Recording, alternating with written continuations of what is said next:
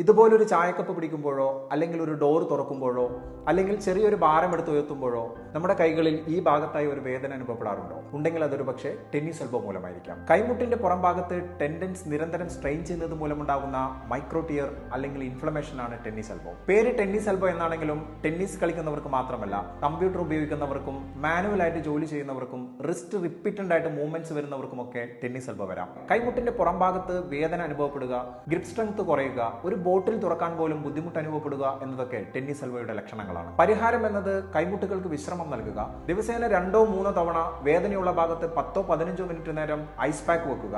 Physiotherapy exercise follow ചെയ്യുക. Tennis elbow braces and support ഉപയോഗിക്കുക. ആവശ്യമെങ്കിൽ ആന്റി ഇൻഫ്ലമേറ്ററി മെഡിസിൻസ് ഡോക്ടർമാരുടെ നിർദ്ദേശപ്രകാരം ഉപയോഗിക്കുക എന്നതൊക്കെയാണ്. ഇന്ത്യയിലെ ലീഡിംഗ് ബ്രാൻഡുകളുടെ tennis elbow supports and braces മിഡ്വൺ സർജിക്കൽസിൽ ലഭ്യമാണ്. ഞാൻ ഔഷാദ് ഇബ്രാഹിം. Thank you.